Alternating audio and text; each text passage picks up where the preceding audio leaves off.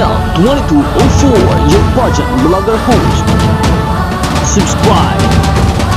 Magandang araw Pilipinas and good day pageant lovers! Isang napakalaking pagbati at karangalan para sa Pilipinas dahil sa sunod-sunod na ating tagumpay sa international stage. Matapos ang napakagandang laban ni Miss Philippines Chelsea Fernandez na nag-uwi ng first runner-up title sa Miss Cosmo 2025, hindi pa doon nagtapos ang ating selebrasyon. Another crown na naman para sa Pilipinas dahil opisyal na Mr. Philippines Mark Marasigan ang itinanghal bilang Mr. Celebrity International 2025 Grand Winner. Isang gabi ng luha, emosyon at tagumpay, kaya tara na at balikan natin ang winning reaction ng ating bagong hari.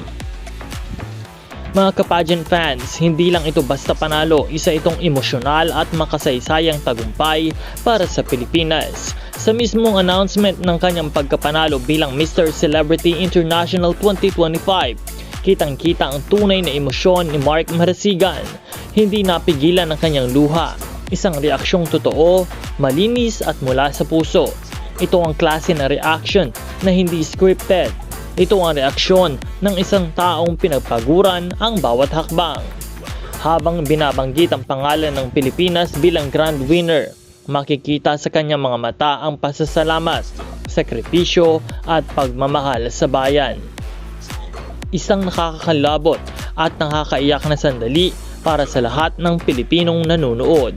Hindi lang siya nanalo para sa sarili niya, nanalo siya para sa buong bansa. Mga ka-pageant, mas lalong naging espesyal ang panalong ito dahil ito ang huling male pageant victory ng Pilipinas ngayong taon. Isang perfect closing ng 2025 para sa male pageantry.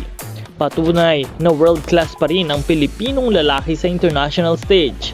Salamat Mark Marasigan dahil dinala mo muli ang corona para sa Pilipinas. Binabati rin natin ang lahat ng mga major winners ng Mr. Celebrity International 2025. Isang matagumpay at makabuluhang edisyon na talaga namang nagbigay inspirasyon sa marami. Kaya't muli maraming salamat sa lahat ng ating mga viewers at subscribers sa patuloy na sumusuporta sa ating mga Pinay Beauty Queens and also sa ating mga Filipino male pageant kings. Maraming salamat sa panonood at huwag kalimutan na mag-subscribe para sa lahat ng mga bagong balita at mga bagong updates. Marami pa po tayong aabangan.